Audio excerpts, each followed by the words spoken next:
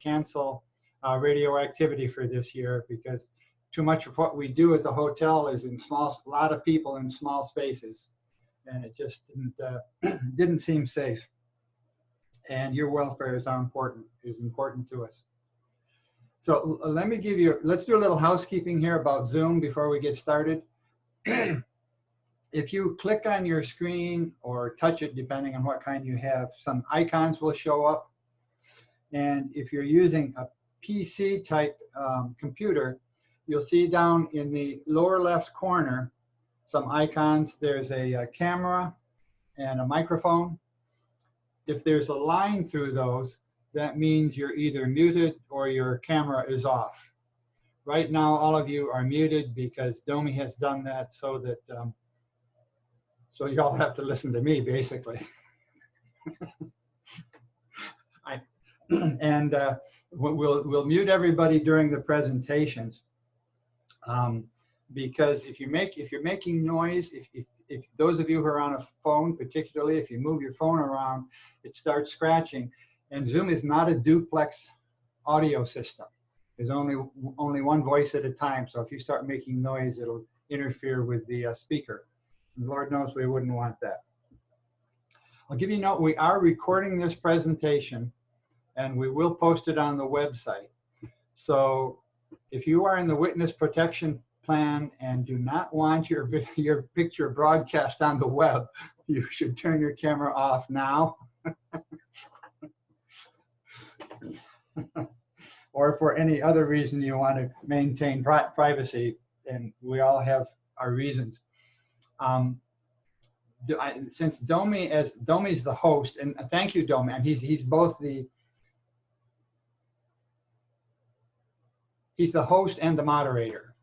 It's his program that we're using, and thank you, Domi, for sharing it with us. And he's got everybody muted, so I believe you cannot unmute yourself until he allows you to. So if pushing that button isn't working, that's why. And one other thing that about the Zoom for you to know is that in the upper right-hand corner, if you're on a PC, if you click the screen, you'll see speaker view, gallery view. If you click speaker view, you'll get my face, really big, or Joe Collick's face, because he's just making some noise right now. Can you hear me? Oh, I'm not unmuted. I'm unmuted. What happened? Okay, if you're on a phone and you're not muted, press *6 and that will mute you. And then if you click your screen again, you'll get a speaker view icon, a gallery view. Gallery view, which has I can get 25 people on the screen at one time, and then I have to go to the other screen to get the rest. So that's all the stuff we need to know. We've got some people with us, by the way, who normally wouldn't come to meetings. Vincent, you're up in New York, aren't you? Good to have you here. Joe Okalowicz, good to have you here. Who else is here that I don't? And several others. I was hoping that Carlos would sign in from Brazil, but apparently he didn't make it. So we're going to follow pretty much the same format as we do in our in-person meetings. So the next thing we would do would be to have show and tell. So I'll turn it over to Jeff, who is our show and tell master of ceremonies.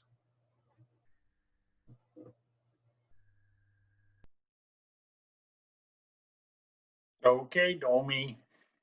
Okay, Domi. You can put up the first clip of the show and tell process there. In other words, our little sign, if you have that available. All right. So just to make everybody feel at home, okay, this is what we normally do. We have a show and tell table. I take I keep a pad out there, and people indicate, what they want to show and who they are. Okay, so I can keep a track of it. So what we're going to do today is we're going to let Robert Lozier be our first presenter. He's got a 1926 AC day fan model XL25 that he wants to show and tell a little something about. One of our things, though, is we ask that you try to hold it to 5 minutes max on the show and tell. If you got something longer than that, I'm going to ask you to make it a program. We'll tag you and do you in November or December. So Robert, okay. He's going to be showing and telling. If you want to mute me again, Domi, that's fine.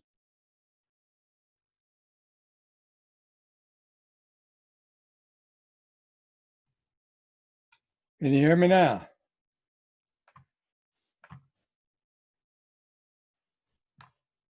Testing 1, 2, 3.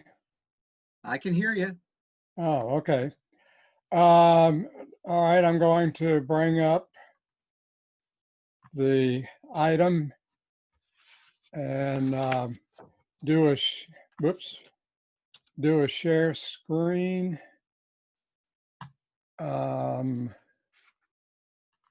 Right here.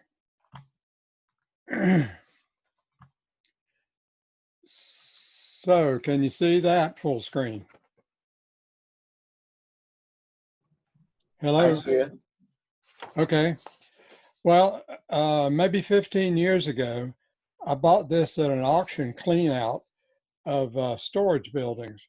My only justification for getting it was to someday use it as a test bed for maybe being able to show some good cleaning restoration techniques. A few months ago, I decided to make this set my COVID-19 memorial restoration project.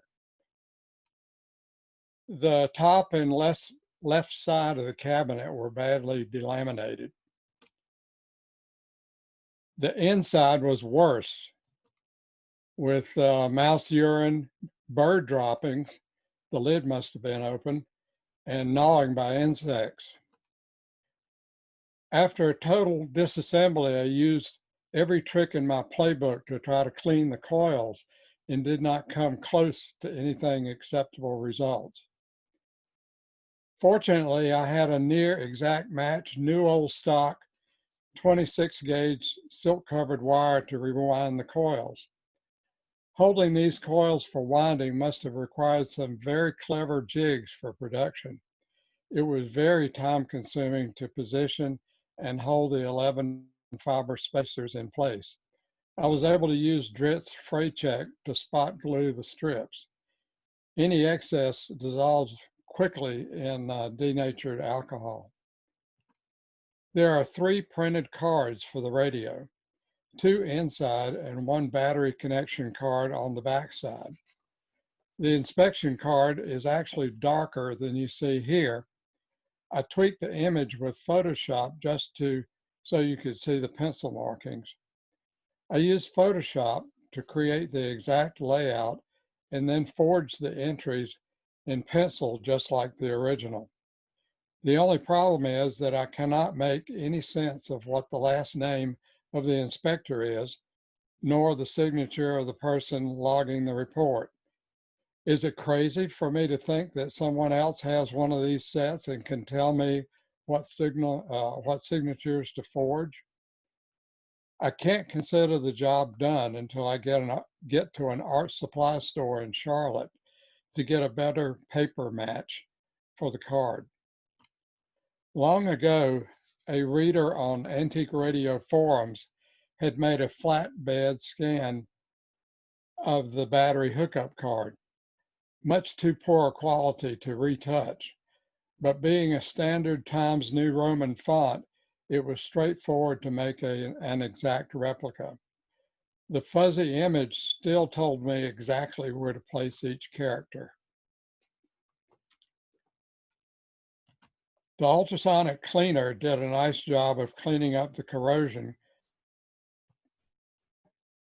caused by the bird droppings on the dual tuning condenser. The rotor, being a staked assembly of brass and aluminum, I could not replate the nickel on the shaft. I used silver gilder's paste to retouch the surface and then fixed with clear satin lacquer. This is a much more effective than trying to use silver paint brushed or sprayed on for retouch. All the topside nuts, screws had to be nickel plated, a straightforward task for me.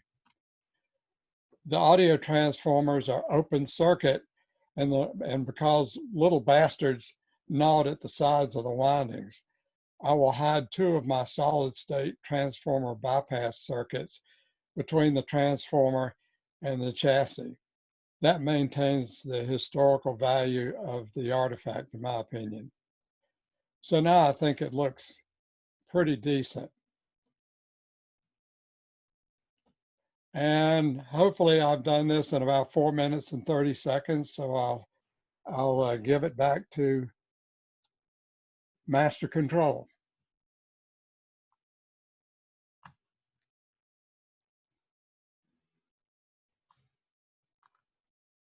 Beautiful job. Yeah, thank you. Okay. And okay, so how do I unmute? Okay, good. So thanks, Robert. That was informative and actually it was very good. And you get, and what's nice is by presenting it like that, we get to see it in detail rather than sitting all the way in the back of a room and you're trying to guess what we've got up there. So our next presenter is going to be Dave Rossetti, and he's got a tube tape recorder.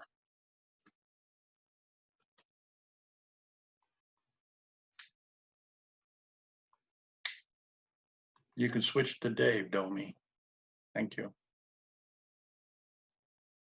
There we are. Can you hear me, folks? Okay, good. All right, so this is something I picked up at the last auction, which was back in March, I think. I think it went for $1. Someone said, "Are you collecting tape recorders?" And no, not really. This happens to be a walnut sack, and on a whim, I thought, gee, maybe, just maybe, this would have something of interest to me. So I disconnected the back plate here, which was built like a tank, and sure enough, it's tube based. And right up here in the corner is a 12AX7. Okay, pretty nice shape. Hardly used because a portable tape recorder probably isn't used very much at all. Odds are it's going to test well.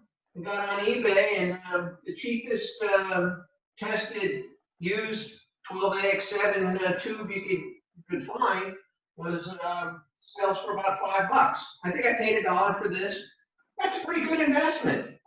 So anyway, that's my story. It's also a 12AU7 over here too. So a couple other tubes, but that was my motivation. And there's not much else that's worthwhile in here, and probably the rest of it will go to recycling. So anyway, that's my show and tell. Thanks. So you actually went after the tubes. Okay, that figured. Okay.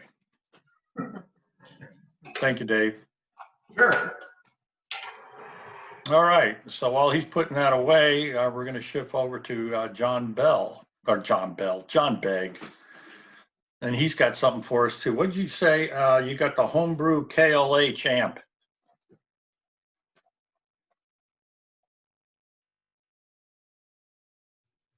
And you're going to have to unmute John. Okay, now I'm unmuted. I'm a fan of KLH. I have a lot of KLH gear, and I saw this on eBay. You can see it's got a big KLH label right in the middle of it that is glued on.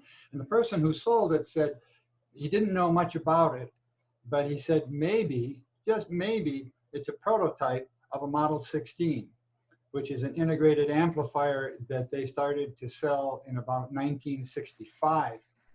So I thought, well, what the heck, let me take a chance on it. I don't have a Model 16 yet.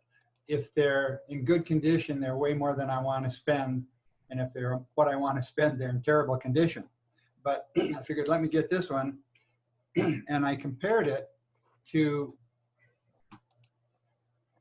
the front side. On the bottom here is a real KLH Model 16. And the front side, the controls are almost the same places. So I thought, well, that's a good sign. The back, however, looks very different. But the main difference is that in the real one, they moved the actual production model they moved the transistors, the power transistors, to the back so they could get more cooling. And there's a lot more jacks, but it's just, there's not really a lot more functionality. They put some more jacks in. And in the one that might be a prototype, up on the top, if you look next to these inputs, there's these little rheostats. And at least one lead from each of these goes to the switch, the function selector switch on the front side. I don't know what they all do yet, but I'm hoping to find out. So I took the top off, and you can see the chassis looks very different. The one on the bottom is obviously a production chassis. It's much more solid. If you look on the right, it's got a way bigger transformer on it. And over on the left side, on the one on the bottom, you can see there's a board with a lot of things connected to it over here. Well, the equivalent to that board is right in the middle of the other one, of the possible prototype. So it's not as different as it looks, perhaps.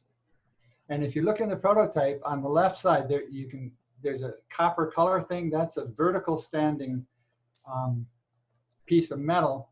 It's all copper, and the power transistors are on that with little heat shield collars that slip on and off. I don't know.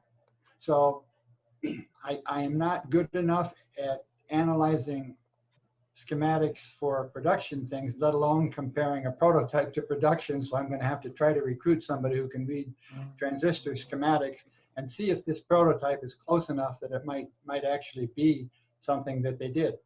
And it was very easy to take the top off to look at it, because it's not even screwed on. I mean, it's got special little knobs that you can easily take it off and tweak it, which might indicate that it was a prototype, or might indicate that just somebody wanted to copy the real KLH. So my mystery is to find out whether I have a real KLH prototype Model 16 amplifier, which would be a real find. It may just be a homebrew with a label somebody stuck on it. We'll see. And that's it. Over and out. Okay, thank you, John. I was going to say, do we have any questions? Remember we do the hands up thing? Okay, Paul Hart, you're going to have to unmute him, but then get ready to mute him real quick again. All right. My comment is that the cabinet for that unit looks like a generic project box that's been powder coated. So it seems to me that that is clearly an early version of a product that they were contemplating. So I don't think there's any question about it. That's obviously a prototype, whether it's of that other unit or not, you could discuss. But the point is that it certainly is a prototype, and probably not a breadboard. It's getting close to what they wanted to use in production. So I'm sure you'll find it's very similar to the final product. Oh, thank you. Yeah, and it's not a breadboard. It's all hand. Every solder there is hand done and very carefully. It's very well done. And some of the on the inside, some of the wires that they have are 2 or 3 inches longer than they need to be, which again is thinking maybe somebody's doing it so they can change it. I think you've got a very unique piece, and it could be very valuable. Cool. Okay, that's 1 mark for the provenance. Thank you. Thank you, Paul. All right. Thanks, John. Thanks, Paul.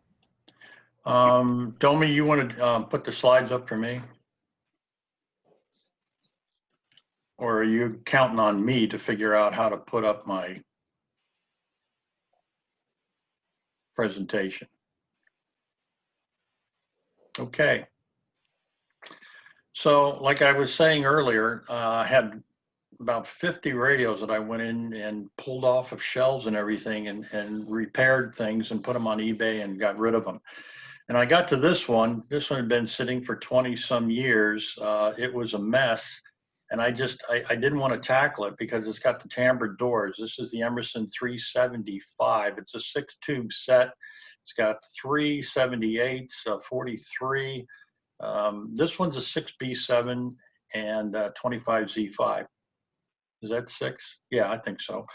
And anyway, so I finally dug it out, and the hardest part was going to be the tambour doors because they weren't some of them were delaminated. If you go to the next picture, they had the lacquer had come off.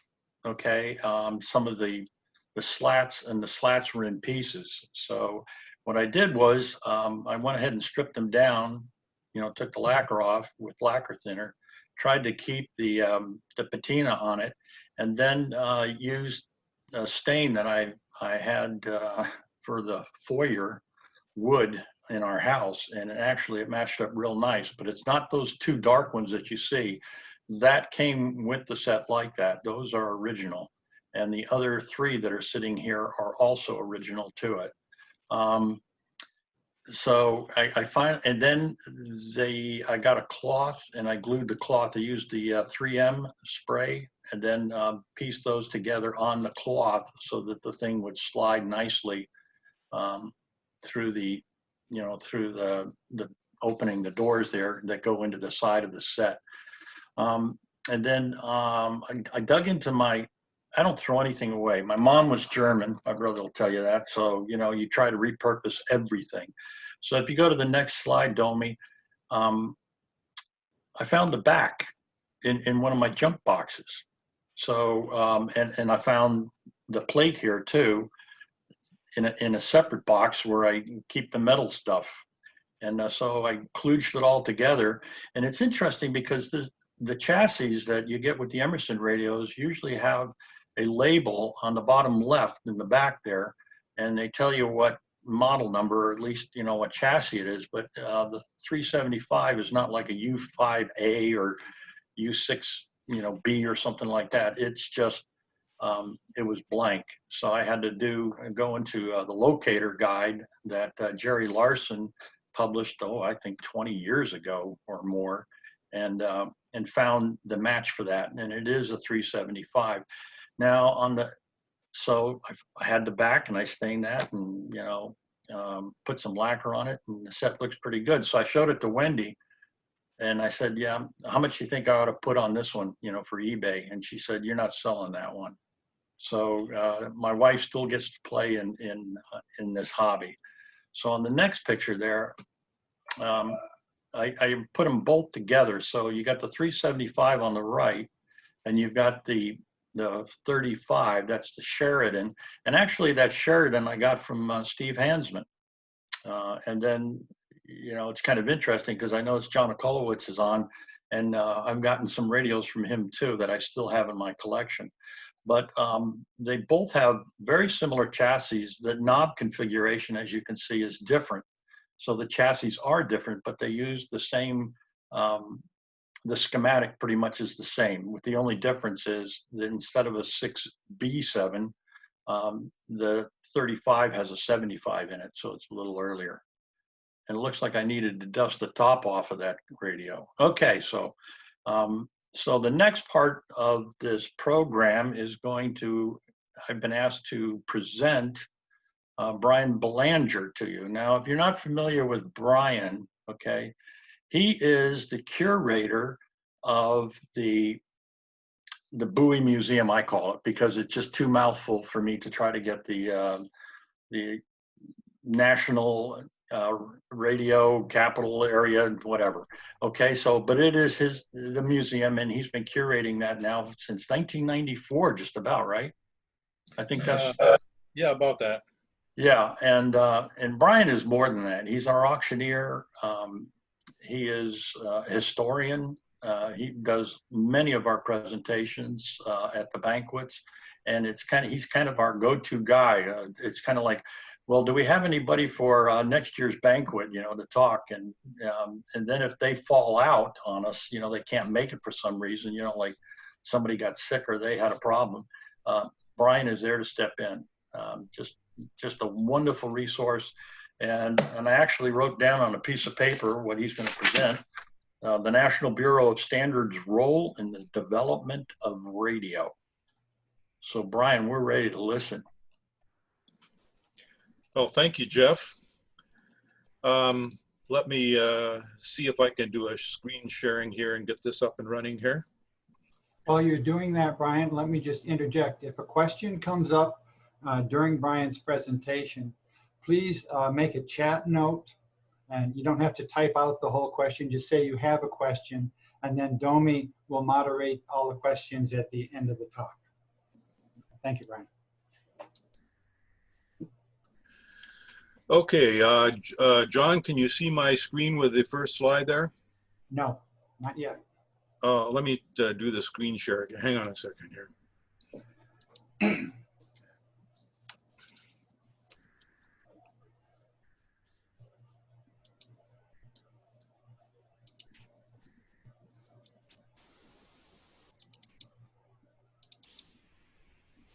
Bingo. Okay, now can you see it? Yes, we got it, Brian. Okay, well, for those of you who are new to Zoom, if you click on the speaker view, then you should see the PowerPoint slides that I have here. So let me also welcome everybody and thank you for joining us for our meeting today. It's great to see faces of all my old friends here. Be nicer to be getting together in person, but at least we can do these meetings online.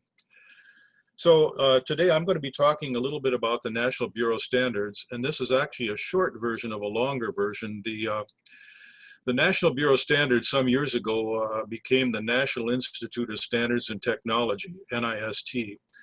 And every year they have an annual history colloquium.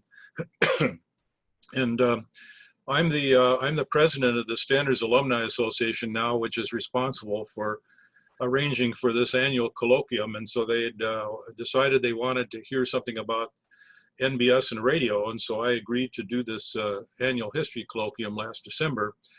And actually that was closer to an hour talk, but I've shortened it a little bit because we generally don't have such long speeches, so this will be hopefully a little less than a half an hour. But I'm going to be emphasizing not the entire history because of course the organization's work on radio continues all the way up to the present, but I'm really going to be emphasizing the pre-World War II era in this talk today. So let me go to the bottom line first. It turns out that I would argue that radio was a very important industry for the 20th century. If you think about it, at the beginning of the 20th century, radio was not an important industry. By 1950, it was a very important industry. And I would argue that the National Bureau of Standards made some very important contributions to radio science and technology, and that's what we'll be talking about this morning. So in this picture here, you see the folks in the little picture. That's KDKA, the Pioneer Station in Pittsburgh. Their first broadcast was November 1920. And so that was really what you might call the start of entertainment broadcasting here in the United States. But my point is that the National Bureau of Standards began work on radio research and radio measurements and standards almost 20 years before that. So long before entertainment broadcasting, NBS was already involved in radio work. So how did they get involved in radio? Well, think about this. If you're going to have a laboratory doing radio research, there's a bunch of things that you need to measure. What are the things you need to measure?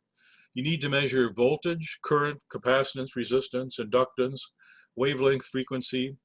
And if you're in the early days of radio, you need to know things like what's the dielectric constant of mica? What's the dielectric constant of glass? Things like that. What's the conductivity of copper and of aluminum? So all those kinds of things are the sort of things that you need to worry about. And the job of the National Bureau of Standards is to help people in industry and government be able to measure things properly. Now, NBS was started in 1901. There had been government agencies before that that worried about things like weights and measures, you know, how much is a pound and all that.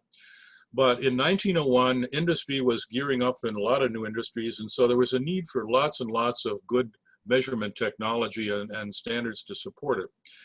And so right from the beginning in 1901, these kinds of electrical measurements were important to the country, and so NBS got started in them very, very early.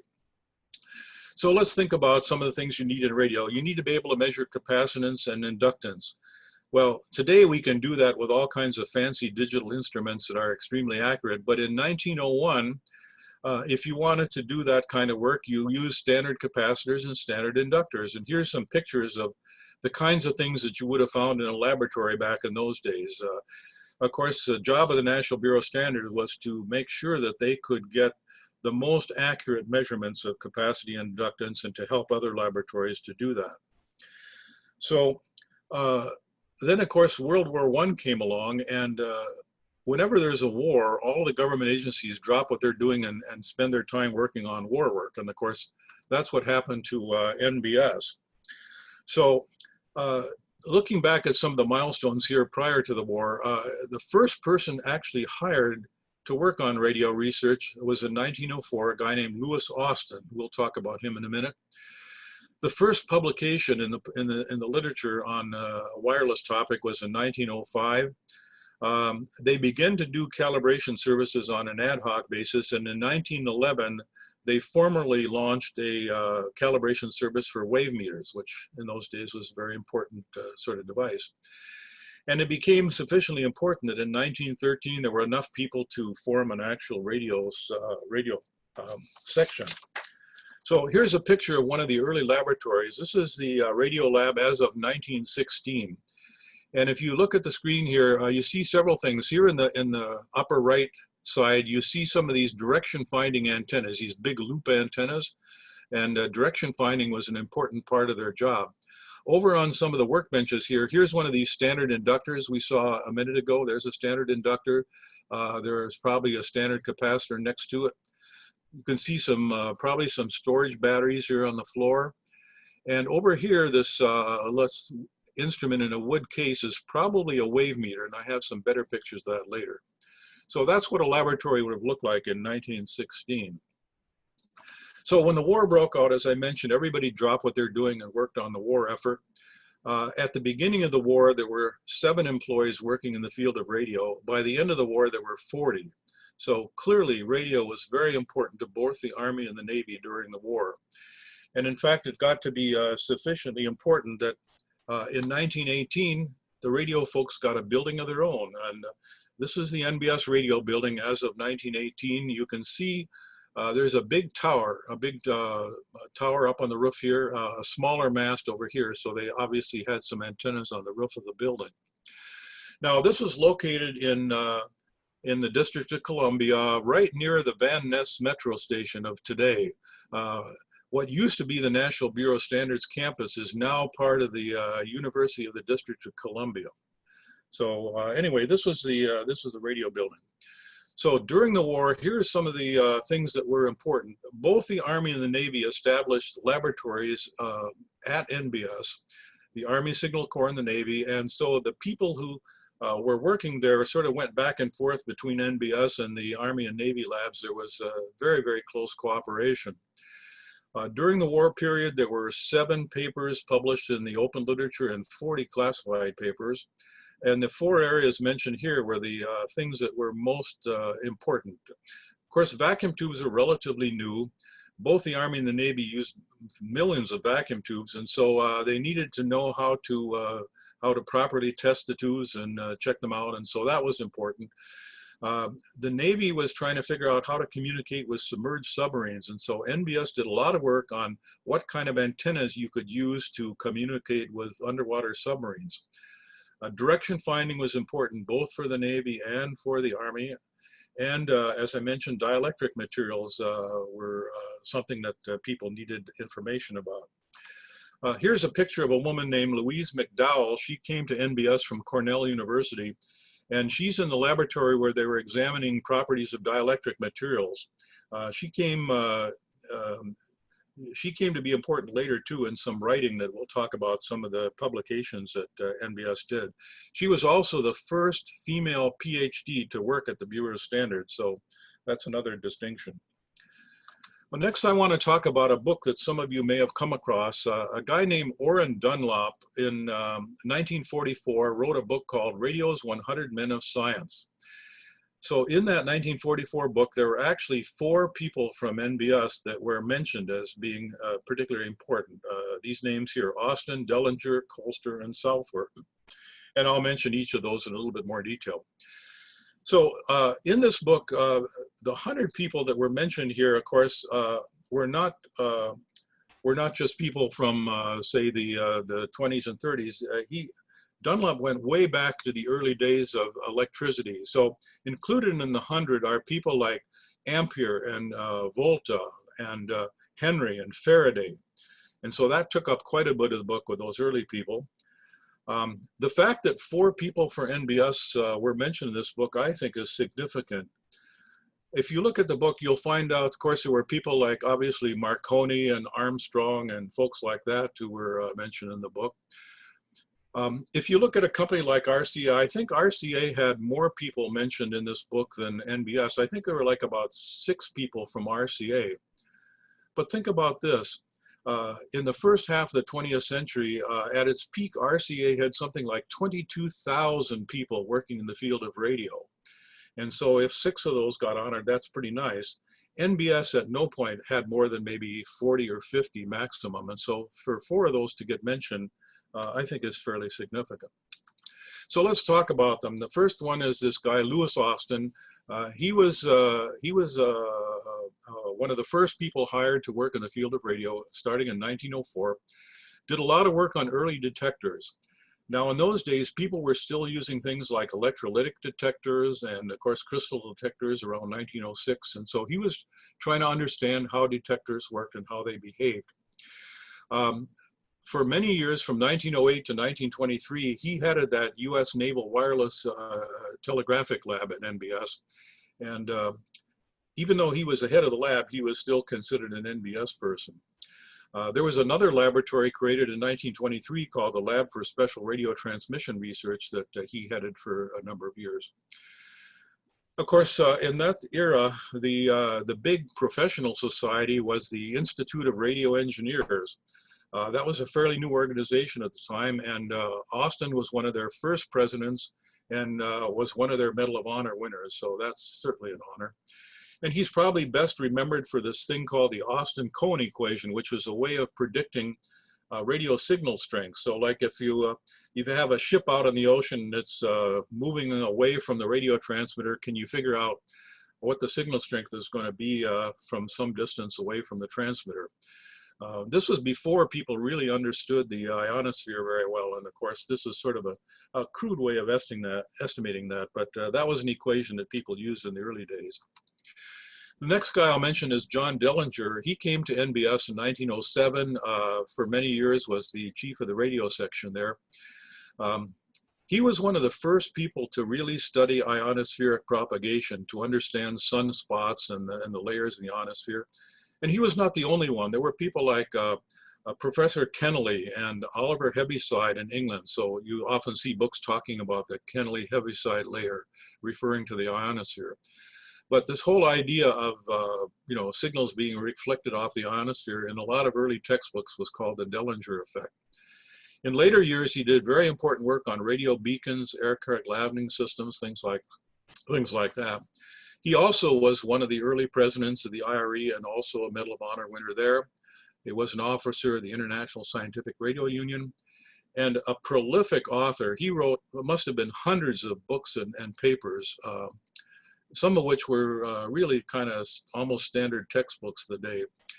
He stayed most of his career at NBS. He retired in 1948 as chief of what was then called the Central Radio Propagation Laboratory. The next fellow is somebody you've probably heard of, a guy named Frederick Colster, if you've heard of Colster Antique Radios. He started in 1913 and for a number of years was chief of the radio section there at NBS. He invented something called a Colster decremeter. I'm not sure if it's decremeter or decremeter, but anyway, it was a device for looking at the what was called a logarithmic decrement from spark transmitters. You know, with a spark transmitter, the spark decays at a sort of an exponential rate. And in the early days of spark transmitters, the federal government regulated how the spark transmitters had to behave. And so if you were going to regulate spark transmitters, you had to have a way of measuring that decrement. And so he developed an instrument to do that, which was often combined with a wave meter. He did a lot of work on radio compasses and radio beacons, but he was especially noted for his work on direction finding. Now, again, there were other people around the world. There was Bellini and Tolsi in Europe that were working on direction finding, but the US Navy had used him as a consultant and felt that Colster's direction finding equipment was about the best you could get at the time. Here's a picture of one of his wave meters. This instrument on the left here was a combination decrometer and wave meter. And on the right is a picture of one of his rotatable loop antennas that he used in his experiments. Okay, well, if you go to antique radio meets, you've probably come across, this is a fairly common radio. It's a Colster Model D from 1926, sold for about $85 new. So what happened was he got lured away from NBS. The federal company out in California decided they wanted to get into selling direction finding equipment, and so they hired Colster away as one of their main engineers, and they decided to get into the consumer radio business. But it would have been logical for them to call their radios Federal, but that name had already been used. The Federal company in Buffalo, New York was already selling radios with a Federal name, so they needed to come up with a new name, and because Colster was one of their main engineers, they decided to call their radio product line Colster. They were actually, I think many of them were made at the Brandis factory in New Jersey. But anyway, this is a Colster radio, and you do see these at our antique radio meets. And by the way, the August 2008 Radio Age had a big article about Colster. So if you want to learn more about him, you can go read about it there. The fourth person who was mentioned in Dunlop's book is this guy, George Southworth. He didn't stay very long at NBS. He was there from 1917 to 1918, went on to Bell Labs, and that's where he really became famous. Southworth was one of the first people to really understand the physics of waveguides and wrote some books and papers about waveguide theory. One of the things I've noticed in looking at this history of NBS is there were many, many examples of people who came and started their careers in NBS, did some really good technical work, and then got hired away at higher salaries to go work in industry. Here's another example of that. This is a guy named Charles Jolliffe, who was the assistant chief of the radio section from 1922 to 1930. And in 1930, he left to become the chief engineer of the Federal Radio Commission, was there for about 5 years. Then he was hired away by RCA, was their chief scientist for a while, a vice president, served on the board of directors for a time, and retired from RCA in 1964. So another example of a guy who started at NBS and ended up with a very successful career in industry. Here are two very important publications in the early days. The one on the left is called Radio Instruments and Measurements. This copy that I have is from 1924. There was an earlier version in 1919 that came out. And at the time, if you wanted to understand how to do proper radio measurements of all of these important parameters, this was sort of the textbook that everybody used. And there were thousands of copies that's printed. The military used it as sort of a textbook for in the Army and the Navy for training radio engineers. And the one on the right, the Principles Underlying Radio Communication, this again is a second edition. There was an earlier version that came out. This was actually the Army Signal Corps actually asked NBS to develop this publication, and so for years the Army Signal Corps used this as one of their main training books. And you still see these turning up at antique radio meets today, and they're very nicely written books. In the early 1920s, when entertainment radio got started, NBS was known to be one of the centers of expertise in the country, and so people started writing letters. The history, the archives at NBS showed that in about 1922 or thereabouts, there were actually thousands of letters from the public seeking information. People would write in and say, "Dear Bureau Standards, I'm interested in this new thing called radio. Do you have any information you can send me about it?" So they started publishing popular documents. One of these was called Circular 120, which was called Construction and Operation of a Simple Homemade Radio Receiving Outfit. And it was a little sort of a pamphlet that taught you how to build a crystal radio at home. We sold these for 5 cents, and it was often reprinted in newspapers and magazines. And so there were actually I think something like 1 million copies of the circular were made. And today, if you go to antique radio meets, every once in a while, you'll come across one of these old crystal radios. And whenever I see one of these, I look at it and I say, by gosh, that's one of those things that was built using those plans from NBS. And after that was so successful, they came out with another series of publications like how to build a simple one-tube radio receiver, how to build a simple two-tube radio receiver, which often were reprinted by magazines at the time. And we have to, of course, mention the radio stations, WWV, the main station, WWVH in Hawaii, and WWVL, which is a low-frequency NBS station. If you're interested in the history of WWV, there is an excellent lecture that's online. It's available at the NIST website, and there's a link to it here. This is a very good lecture about the history. So it was 100 years ago, last year, the first WWV station went on the air in 1919, so they just celebrated their centennial. For the first few years, they weren't doing time signals like they did later. From 1919 to 1923, they were broadcasting music and market reports. Now, why did they do that? Well, it was basically because the folks who worked in the radio section wanted to understand transmitters, they wanted to understand broadcasting, and so what better way than to start up a radio station? Well, then in 1923, they started broadcasting standard frequencies, and of course, over the years, time signals and standard frequencies were important. And in the early years of radio, if a radio station wanted to check the frequency of its transmitter, they could get those standard frequencies from WWV. And as time went on, they expanded their coverage so that, like when I was a kid growing up, you could tune in at 5 megahertz, 10 megahertz, 15 megahertz, and the signals were strong enough that you could pretty much depend on hearing WWV pretty much anywhere in the country. Here's a picture of one of their earliest transmitters. You can see they had a candlestick telephone as the microphone and a record player so they could play phonograph records.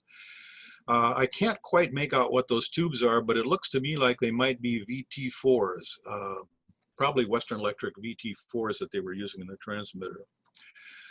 Now here's something we need to mention. This was what is conceded to be the first AC operated radio, actually came from the National Bureau of Standards.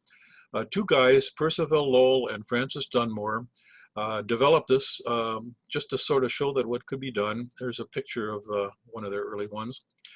And here again, there was an article in Radio Age, the October 2012 issue of Radio Age had a story about this, so go to that if you'd like to learn more about it. The first actual commercial version of that was from a little company in New York called Dynamotive Radio Company. And they never sold very well, it didn't amount to anything. It came out in 1924 and only a handful of these were ever sold. But the interesting story here is that Lowell and Dunmore, instead of getting this patented in the name of their agency, the National Bureau of Standards, they got it patented in their own personal names. And then they went ahead and sold the patent rights to the Dublier Condenser and Radio Corporation. And there was a big controversy about that. The head of the Bureau of Standards was kind of ticked off about them going and doing this on their own. But at the time, it hadn't really been made altogether clear whether government employees could get patents in their own name or not. And Lowell and Dunmore argued that the work they did on this was not part of a government project. They were sort of doing this kind of on their own. But later, after that incident, there was a rule that exists today, which says if you work for a government agency today and you patent something, the patent belongs to the government. But this was sort of one of the historic cases of patent law that affected how that turned out. But what it meant is that any other company that wanted to build an AC radio would have to pay patent royalties to Dublier. The basic concept they had here was, of course, just the idea of using a vacuum tube or other type of rectifier, and then using the standard capacitor and inductor filter to filter out the AC and give you pure DC. So that basic concept was there, and companies like RC and others had to pay royalties to be able to use that patent. So vacuum tube research was very important in the early days, and one of the people at NBS was a guy named John Miller, And in 1919, he published the first paper to really understand, help people understand why these early triode vacuum tubes would oscillate. Of course, today we know that you have inner electrode capacitance that results in sort of positive feedback, and so that's why these early triode sets tended to oscillate. And so in early textbooks, you'll see that described as the Miller effect. Here's a picture of one of the technicians doing some tube testing. The Army and the Navy were very interested in finding out what's the proper way to test tubes. And so NBS helped to provide information about that. And one of the interesting things I came across in this research was that as far back as 1918, NBS actually built an oscilloscope so that they could look at the actual electrical signals. And of course, oscilloscopes didn't become popular until much, much later. So that was a pretty early development. There's a lot of work done on aircraft landing systems. This was like back in the late 20s. They were doing tests at the College Park, Maryland airport, which still exists today. One of the people who worked on this was Harry Diamond. We're going to talk more about him later.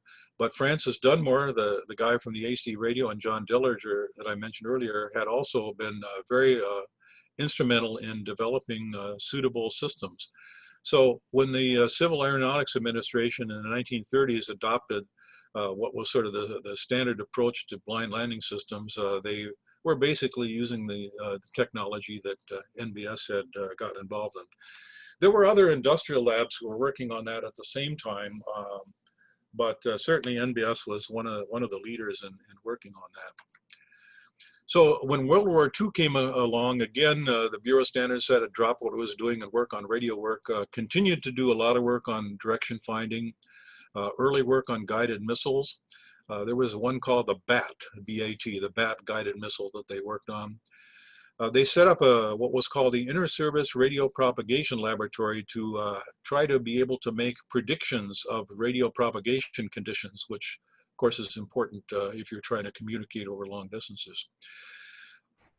During the war, there was a real problem with getting enough quartz crystals for all of the radio equipment that had to be built, and not very many people really understood how to characterize quartz crystals. So I've heard stories about how literally there were bushel baskets full of chunks of raw quartz that were coming into NBS that the technicians had to check over and sort of, pick ones that could be used to make high quality crystals for government radio equipment. And then the last one, a very important project, was the proximity fuse project.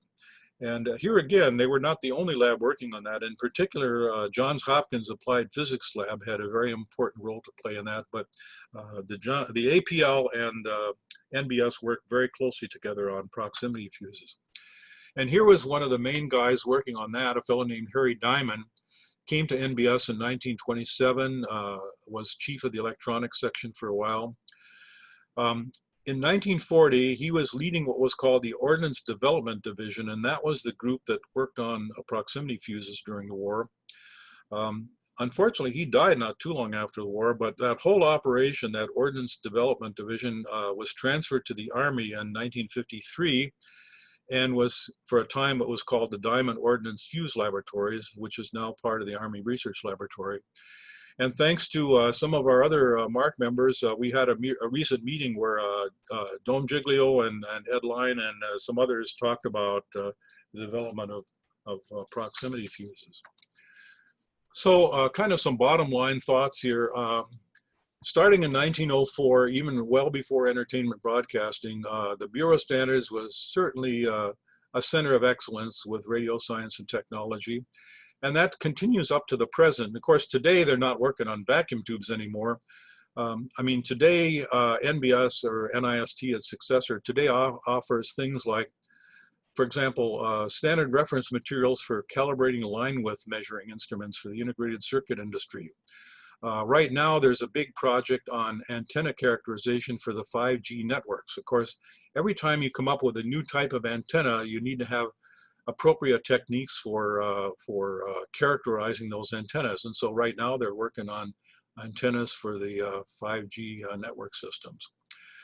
So, and today we're getting into things, a lot of work on optical fibers, the atomic clocks for GPS rely on that, and even into quantum computing. So what started as radio work back in the early 1900s has evolved into things like work for quantum computing, 5G networks, integrated circuits, and what have you.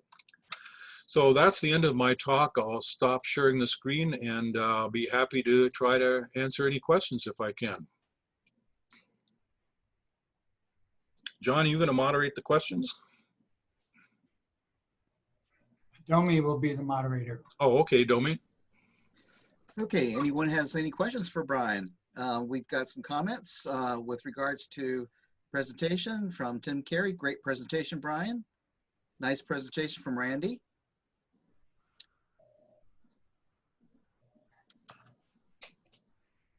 And we are open for questions here. And if you'll type in your questions, I'll be glad to read them out. Tom Shear says, excellent. If you look at the bottom of your screen, if you touch it, there's a reaction button icon. And if you click that, you can send a hand clap up onto the screen for Brian. Yep. Well, if there are no questions, let's start the auction. And we've got Paul Hart, do Bill you have a Goodwin. question? Paul, do you have a question? Domi, will you unmute Paul? Yep. Paul, let me find him. We've got for our, let me see if I can find him real quick.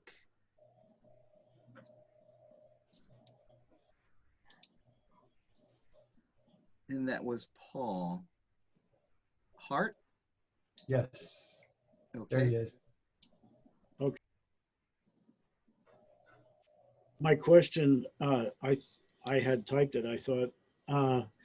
I was curious about the beginnings of the General Radio Company and its relationship to the National Bureau of Standards, because it appears that General Radio became sort of a missionary that allowed routine radio laboratories and manufacturers and everything to have a closer relationship to the fundamentals that the NBS was developing. I wondered if you could comment about that, Brian. Well, that's a good question, Paul. And the answer is yes.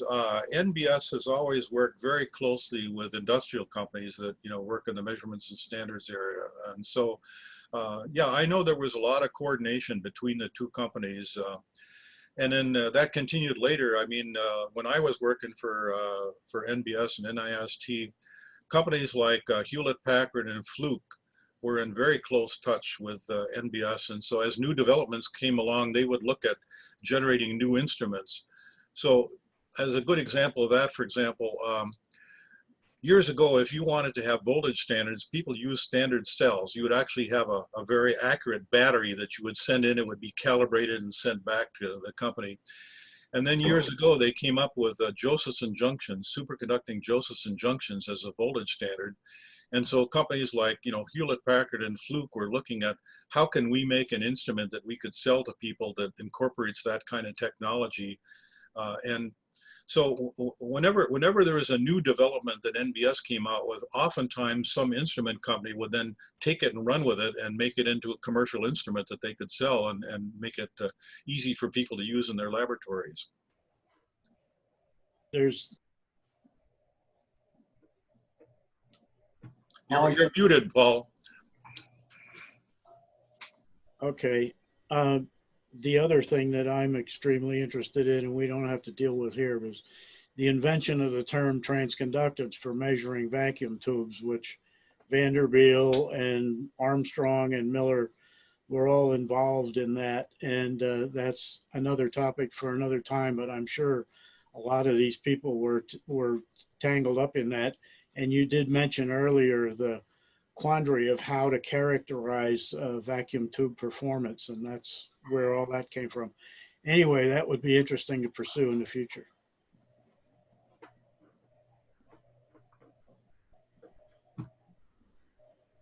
Thank you, Paul. Any other questions for Brian? All right, if there are no more questions, I'll say thank you for joining us, and I'll mute myself, and thanks to everybody. Thanks to Brian. Great talk. Very interesting stuff. From somebody who was there, not in 1904, but he was there at a good time.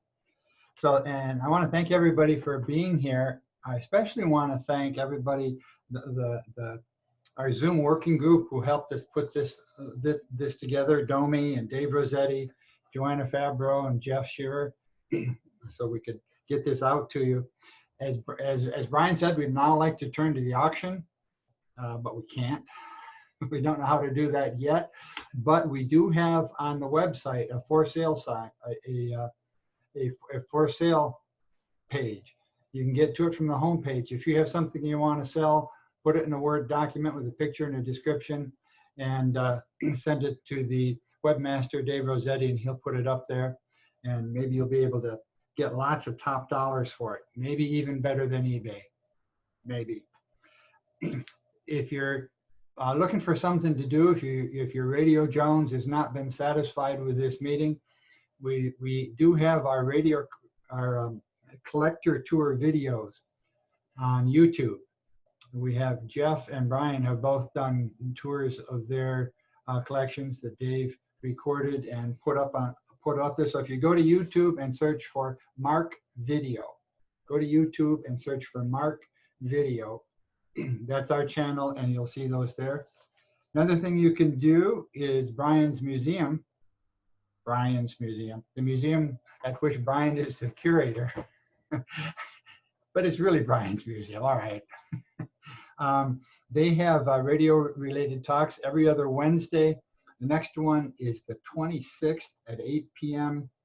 And it'll be on doing research on the radio equipment for the Across the Pacific documentary that PBS is airing, I think, next week. That sounds kind of interesting. Go to their website, ncrtv.org, for that information.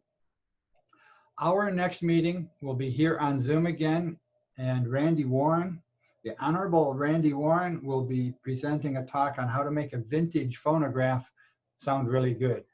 Apparently, some of the old stuff can be sounding good. We haven't decided for sure about Fall Fest, having that in October. The board of directors will be talking about that. We'll only do it if we feel it's really safe. And with kids starting to go back to school in a lot of districts, we just don't know yet. We'll let you know as soon as possible. If you have comments about this Zoom meeting, please let us know. Send them to news@maarc.org, news@maarc.org. If you really liked it, I'll use it to publicize the meetings. If you didn't like it, it'll help us improve them. My final, and especially glad to have some of you long distance guys who can't usually attend our meetings. Glad to have you here, Vincent, John O, Paul Hart, and I think there's some others here too who wouldn't be at our monthly meetings. Great to have you here with us. And John Okalowicz, thanks for the articles that you've let us publish in Radio Age. We really enjoy those articles. Real quick, John, I'm going to interrupt for a second. Thank you to those that did the show and tell. I appreciate that. You guys did a good job. What we're going to do, we discussed this yesterday, I guess it was. We have 3 awards, okay, that have a date on them, okay, that we're not going to have an old equipment contest, but I don't want to throw them away. I would like to give them out. So I'm going to get 3 judges. We're going to use the show and tell as the venue. We'll start it in September, October, November, and December to complete the year.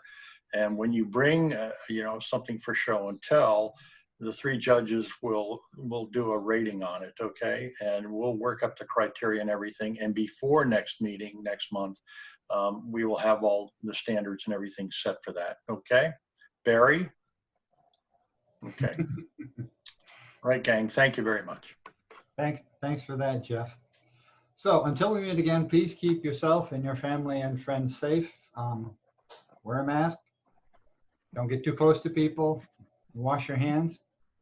And we will leave the, I'll ask Domi to unmute everybody now, and we'll leave it open. So if you just want to chat with people who are still on, feel free to talk. Remember, it's not duplex, only one person can talk at a time. So this is John, out. Everybody is unmuted. And if you're unmuted, then if you find yourself muted, you'll need to unmute yourself. Thanks. All right, Tim Carey, I guess you got to go to a meeting without having to leave the house. Yeah, it's great. You know, I do a lot of these Zoom meetings. I've got a couple of clubs and they do it all the time. Hey, Okay. Willie, I think *6, Willie, if you want to unmute yourself. We do have Willie Saison's online. Oh, yeah, yeah. *6, Willie. I just wanted to say hello to everybody. I've never been to a meeting because I live in Marietta, Georgia, but I've been a member of MAARC for many years now. So great meeting, my first. Thank you. Great, thanks for coming, Marvin. Hey, thanks. Thank you. And our first too. So. And I'm in Roswell, Marvin. This is You don't get the meetings either. Is that New Mexico? not that Roswell. Roswell, Georgia. Yeah. By the way, this York, Maine, too. So I've been to the other Roswell. Yeah. This is Joe. Can you hear me? Yeah. Yeah. Just FYI, the government will give you $300 for if you invent something for a patent. At least as of 1990, $300 whole dollars. Take care, y'all. We got a game on. All right. Yeah. Hey, So- Vincent, next time bring your son too. Hey, Bob Lineo, can you hear me? Go ahead. Yes, I can. I'm here. It's good to see you again. How you doing? I'm doing okay. That's good. I don't have a current email for you, so you have mine. Send me a message, will you? Will do. And then we can link again. Will do. Yeah. Bye-bye. All right, guys. Yeah, thank you for being here for our first one. And we will stop recording. And John Begg, if you would like to